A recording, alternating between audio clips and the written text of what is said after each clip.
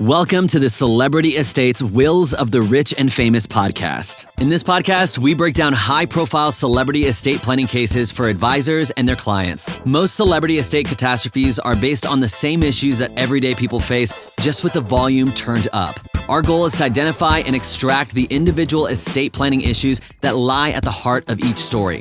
We then discuss what advisors should expect and how to avoid common pitfalls.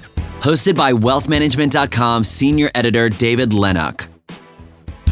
Every estate tells a story. Some define a legacy, while others highlight lessons learned the hard way.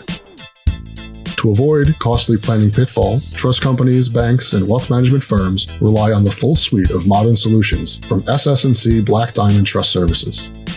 Whether optimizing for tax efficiency, managing complex assets, or securing intergenerational wealth, Black Diamond helps you bring clarity and control to the most complicated estates. Learn more at www.sscblackdiamond.com. SS&C Black Diamond, powering the future of trust and estate management. Hello, everyone, and welcome to the latest episode of wealthmanagement.com's Celebrity Estates, Wills of the Rich and Famous. For anyone new to the podcast, in each installment, myself and a guest take on a different celebrity estate and attempt to extract some key lessons that planners can apply to more traditional clients. The idea being that celebrity estate planning stories, although often ridiculous in their details, generally have at their cores very basic issues that could just as easily apply to non-famous or fabulously wealthy clients. To learn more about estate planning and how you can better serve your clients, visit wealthmanagement.com/trusts-estates. Our monthly journal features tax law updates, wealth planning, retirement planning, and much more, written by thought leaders in the industry. That's wealthmanagement.com/trusts-estates. Our guest today is Philip Richter. Philip is the president and partner of Hollow Brook Wealth Management, where he oversees firm-wide client relations, marketing, and business development, and sits on the investment committee. Philip's involved with asset allocation, manager selection, and equity research. Thanks so much for joining us, Philip. David, great to be here with you.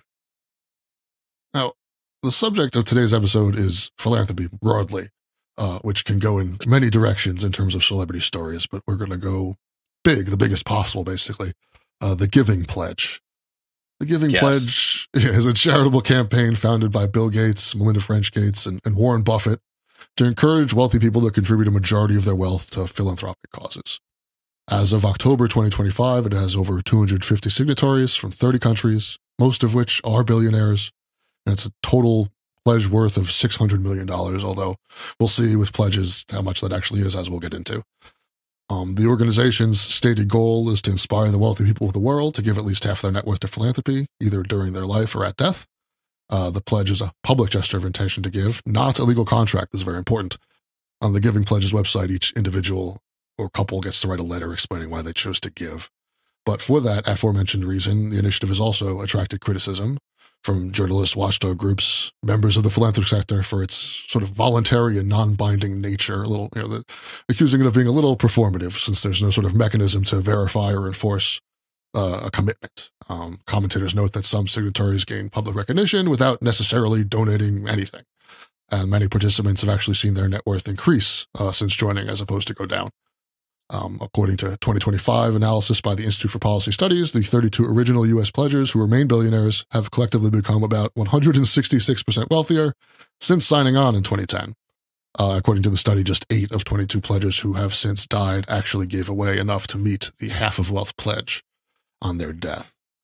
Philip, although the Giving Pledge obviously has its share of problems, philanthropy, regardless of scale, plays a valuable role in our society and in the lives, emotional well-being, and financial fortunes of many clients. Can you give us a quick overview of the major benefits of clients engaging in philanthropy?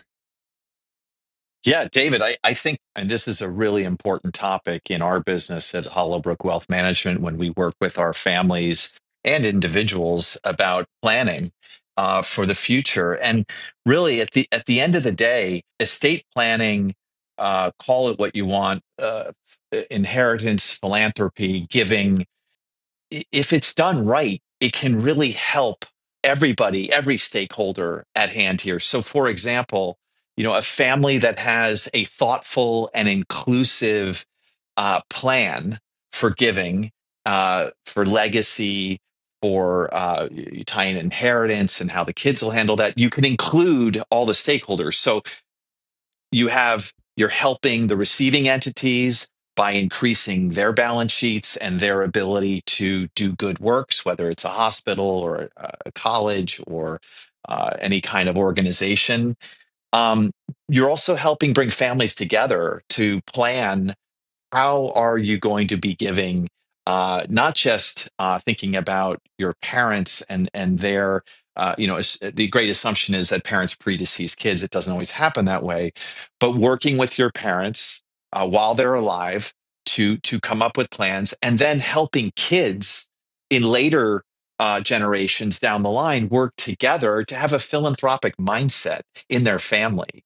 So the role of philanthropy in a state, and I'm careful to say, like, there's a difference between legacy and inheritance, Mhm. right? And it's an important distinction. So families, we find in our daily work with families that when families have a real bent towards legacy and helping others and doing it as a family, as a team, and having the younger generation be very engaged with what the older generation's doing, letting the younger generation have a voice and actually giving them their own ability, whether they have a separate private foundation or a separate DAF or whatever it might be, or a whole family giving pledge where families will act in unison. So we are very. It's a complicated subject. There's a lot of qualitative questions that come into it because of family dynamics and family relationships.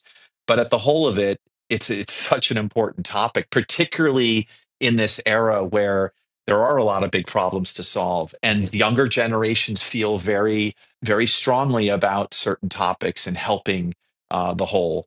So I mean, we could talk for hours. There's so many different considerations. Yeah, I think it's a really great point you made about separating out sort of legacy from actual like hard numbers inheritance, right? Yes, Because legacy, I think it's important to point out, scales very well. Whereas, regardless yep, of the size of your client, like you don't have to have money to leave some sort of a legacy, right? It's less that's right. about amounts and what you're doing and more about sort of what you're doing and how you comport yourself. So, whether you're giving $5 million or $5, you can still build a sort of family legacy through sort of thoughtful conversation and sort of thoughtful action. Absolutely, and you can leave specific gifts and bequests to certain organizations that fund very specific activities.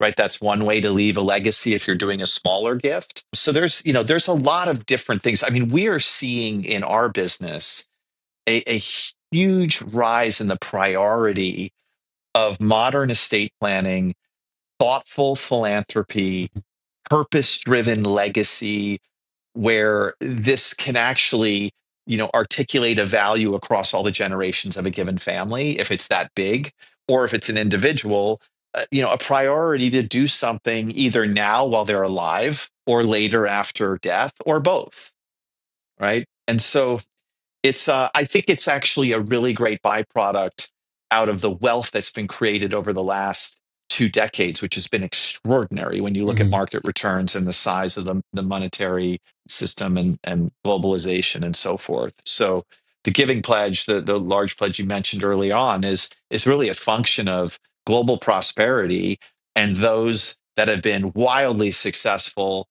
you know, giving back in a very material way. Because at the end of the day, you can only spend so much money, and there's just some of these cases like the names you mentioned. I mean, the wealth is staggering, and it's a very positive trend from all sizes. Like you said, a $5 million donation to a $500 million donation. Absolutely. And it made it seem like we're crapping on the Giving Pledge a little bit there at the beginning, but there's nothing unique about specifically the Giving Pledge that makes it, its non-binding nature. That's not like something sketchy. That's what a pledge is. A pledge is non-binding by its Yes. nature. So I think if you talk to Yes. anybody in the charitable field, in the philanthropic field, they would tell you that I it's real easy to get pledges, and then it's real hard Yeah, to and actually we collect and the money.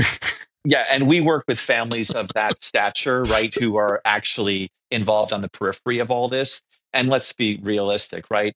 When a family of these levels makes a pledge, 99.9% time they follow through with what they say they're going to do. Yeah. Right. So this is a very powerful trend. And I think ultimately, an outgrowth of incredible market returns, incredible global Mhm. growth, incredible rising of living standards.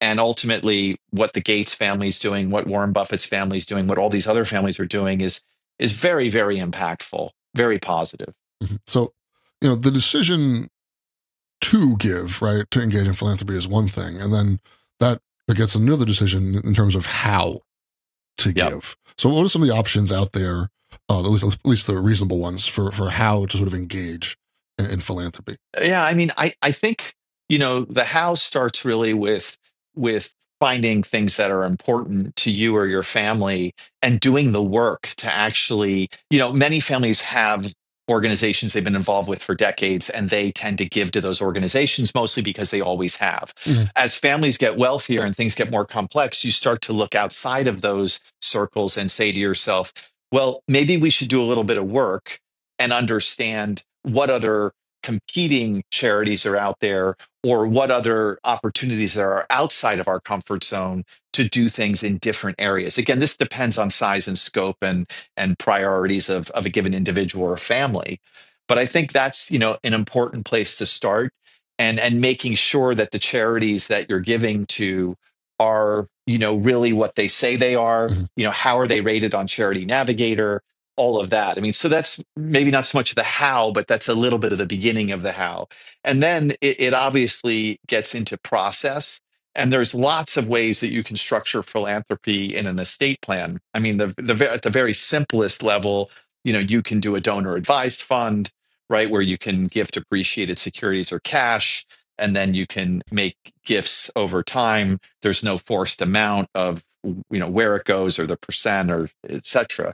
For larger families, you can have a private foundation, right, where there is actually a forced giving rule there, where you've got to give a percent. I think it's 5% gift requirement annually, and then it's all matter of public records.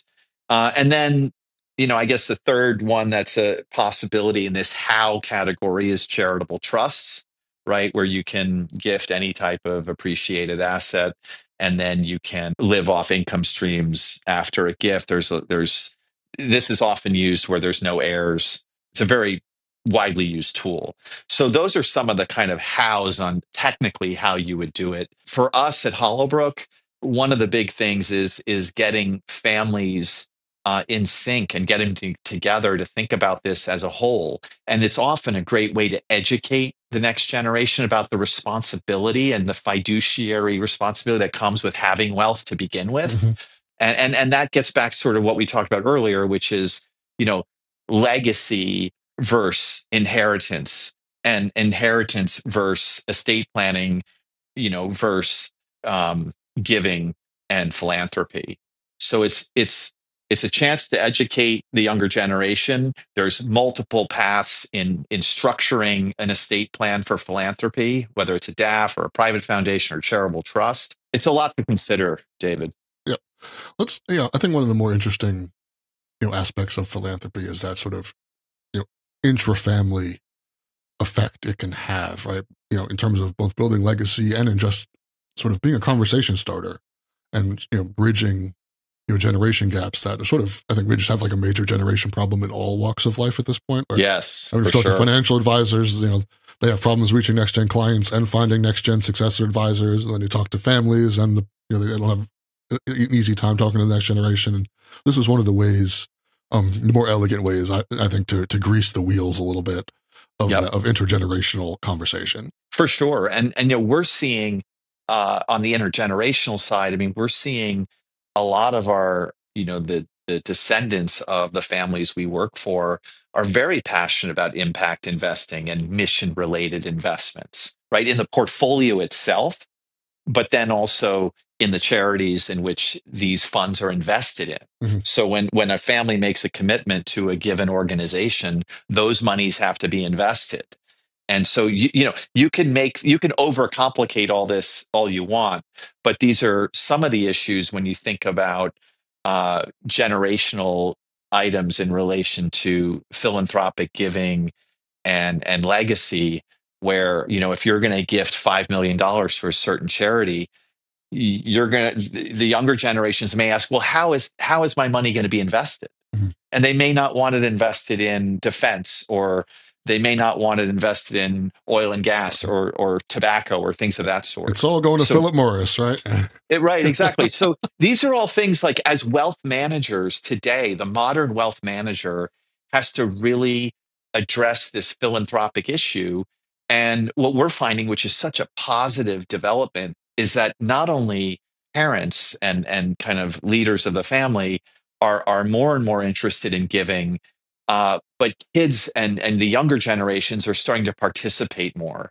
And a good wealth manager will facilitate this and help families make that leap, because oftentimes it's very hard for the patriarch or the matriarch of the family who's created the wealth to have these discussions with children about wealth, let alone Mhm. philanthropy and giving, right? And having a giving culture is something that's so great to hand down to your children, right? A culture of gratitude and making a difference and making an impact and doing those things. So we're seeing very positive trends in this, so much so that we have multiple certified financial planners in our office, and they spend a lot of time thinking about how to help our families with these matters, with generational wealth transfer, generational giving, and actually bringing families more together by making good decisions about philanthropy and legacy planning.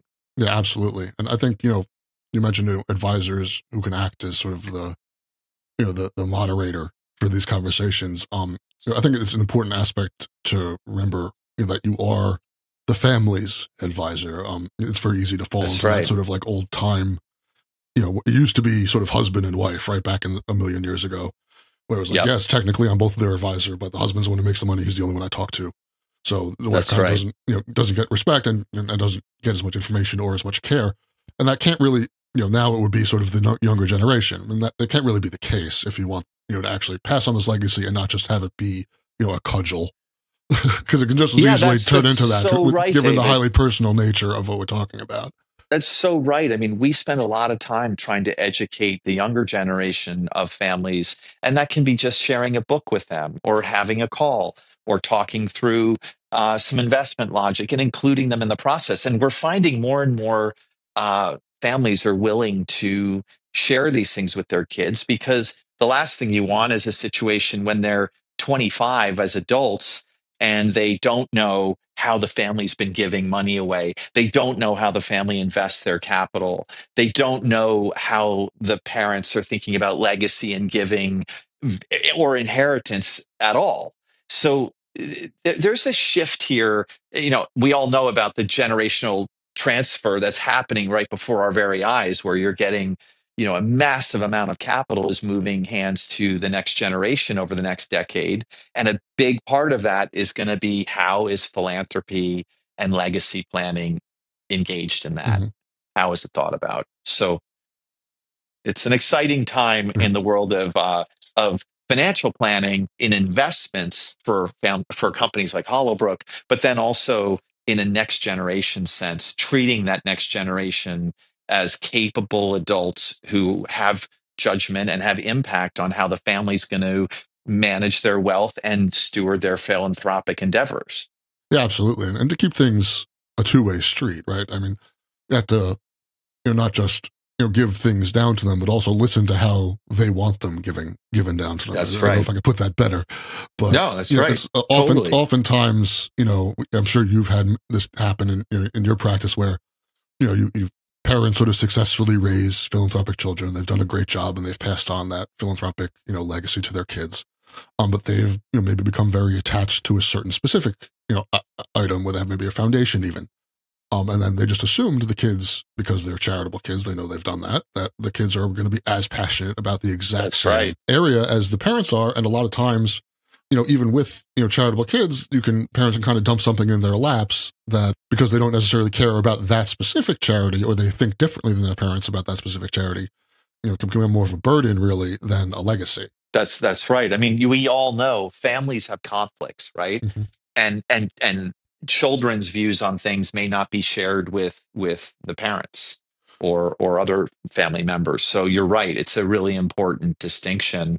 And there needs to be structures in place where everybody feels heard, and there's a process to address various viewpoints in a family on where their funds will be utilized and Yeah. how. It's just like anything else in estate planning, I guess, right? Where there's a delicate balance between sort of passing on, keeping enough control to sort of pass Yes. on what you want to pass on, but not too much, such that it Yes. has the opposite effect and makes them sort of, kind of hate That's you. right. As opposed to appreciating what you're giving Absolutely. Yeah. Yeah. I mean, our greatest successes in this topic have been when, at the right appropriate time, a family with a significant net worth will do a reveal to the them. children on what the assets are and how they've been being stewarded and how we think about legacy and gifting and philanthropy and all these different things and sharing with kids at the right age at the right time, which is different for every family. There's dynamics out there, but the worst outcomes we see are when either a patriarch or matriarch holds control to the very end Yeah. and says, this is, I don't want to share our net worth. I don't want to share where I've been giving money to. This is my money. It's my business. The problem with that approach is that if something happens, God forbid, then there is this bombshell that hits the family where they're grieving the loss of a parent and have no idea, what kind of investment structure the family has, where the money is. We had a client who had a similar situation where there was an accident and, nobody knew where the assets were, and they were not a financially minded family, and it makes it very difficult. So that backs into philanthropy and educating your children about the importance of giving back. And I think that goes hand in hand with raising responsible children who are going to add value on this earth. Yeah, I mean, And absolutely. And you mentioned, these, patriarchs or matriarchs that sort of don't want to share or they want to keep control. And, yeah, when we're sitting here talking about it in these terms, it sounds like, oh, what a dummy. But really, like, that's not an uncommon fact pattern, particularly it amongst is like not. first generation Yes. wealth creators, immigrants, Yep. people who came from nothing. And then the business often is their child. And then they see their children growing up vastly differently than they themselves grew up. And For it can sure. cause a lot of conflicting emotions in someone. And it's not necessarily that there's this And callous, David, I would argue, dastardly, money grubbing person. It's just, it can yeah, be tough. yeah, and I would argue, David, that what you just outlined is more the norm, Yeah. right? In first generation families where there's a patriarch or a matriarch that created the wealth, it's often a very difficult thing to share any financial information with children because it's the age old question, right? You do not want to take away the drive and determination that our kids have to do things on their own and be successful on their own, right? But at the same time, there's a responsibility that comes with having a lot of wealth and even having modest wealth, right? Like this doesn't have to be a family with $100 million. This could be a much, more reasonable amount of money, but it still doesn't change the importance of at the appropriate time sharing the situation and having your heirs become responsible stewards of your capital, which that means managing the capital Mhm. responsibly, not overspending, but also having a giving component, right? Where you're making an impact. And that's really another area where advisors can come in, right? For those families, like, just because the patriarch grew up picking watermelons and, Yep. that instilled in them certain values that they want their kids to have and they're worried they won't have, that doesn't mean there aren't other ways to instill those values. Just because they don't, you don't need to drop them into a watermelon field also and see how they do. Like they've grown up That's differently. right. But you now have more resources. So like the advisor can play an important role there in sort of helping expand the imagination and offer ideas to these sort of, patriarchs or matriarchs may be a little bit stuck in their way, a little bit sort of stumped as to how to pass on Yes. certain, values that, they felt they got by, maybe having lesser wealth to children who, Yeah. It's grew the up far old from school. that. Yeah. Yeah. The school of hard knocks, right? Sometimes the school of hard knocks is the best thing.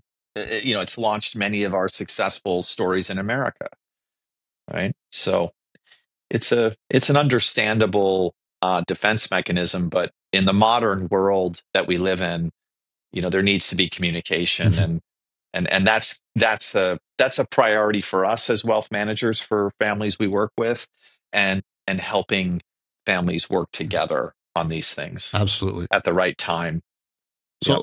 a little more specific to sort of the season, we're coming up on Yes. the end of the year end, very popular time for gifting of all types, specifically, Yes. philanthropy and also just, Christmas gifts, Yep. all Yep. gifting.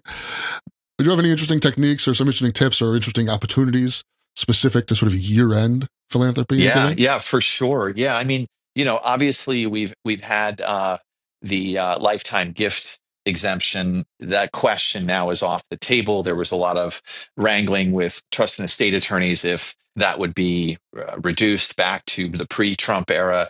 Obviously now that is pretty much a fait accompli, that we're not going to have a significant diminishment in that area. But in a year end standpoint, there's lots of things one can do at year end to be thoughtful and using philanthropy. For example, we have a client that had a large liquidity event this year, right? They sold their business. There's a fantastic opportunity, to consider gifting shares in that year of a liquidity event to offset ordinary income, for example. We do a lot of work with our clients to help them think about the annual gift that we can make as individuals or families to really anybody, and not just our children, but anybody, and their and your children's children, right? Thinking generationally. So we have a very active effort within our organization to make sure that the families we work with are thinking about, do they want to make that annual gift, which is not part of your lifetime gift exclusion, something more broad, deeper, wider net cast, right? Things of that sort. Yeah, and just to reinforce for our sort of non-taxnics out there, the lifetime gift tax exclusion and the annual gift exclusion are two separate things. There is a certain amount that you can give annually that before it starts counting against that lifetime exclusion. So it's kind of like a double exclusion, and then that resets every year. So sorry to jump in, just wanted to clarify that for our less tax literate listeners. That's right. And if you think about over the long run, right, this done every year can really accumulate not only in your child's account, or you might have a family friend that you've been supportive of, or your grandkids. These gifts annually made and invested wisely compound and do two things. They grow your child's wealth in a manner that does not affect your lifetime exemption, but they also lower your taxable estate each year you do giving. So it's one of the few great things the government gives us, and we recommend it to all our clients, no matter what their net worth is, and to do it very thoughtfully. So there's a plan. We ask the questions and go through all that. So year end is really a time to take stock of your whole financial situation. And so that might be rereading your wills, making sure that they are all in order. Most charities take in their donations at year end. So it's a very busy time administratively. We try to recommend people do this, in the October, November timeframes, so that you're not in this last week of December when people are out of the office and it's hard to get things done.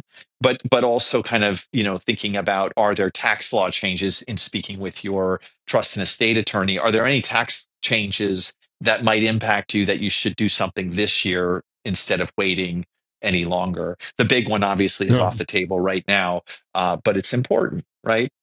And timing is important. That's some of the things that are out there. Absolutely. Well, that's about all the time that we have for today. I just thank Philip Richter for coming on and sort of giving us an excellent sort of broad overview of philanthropy and the value it can have, sort of some of the ifs and ands and buts about how to go about it and why you might want to think about it, and the role sort of advisors, quite important role advisors can play in sort of helping families, engage and also just, come up with different ideas for how to engage in philanthropy. Thanks so much for joining us, Philip. Thanks for having me, David. And for all the listeners, I'll see you, or I guess you'll hear me, on the next episode of Celebrity Estates, Wills of the Rich and Famous. Thank you for listening to the Celebrity Estates Wills of the Rich and Famous podcast. Click the subscribe button below to become notified when new episodes become available.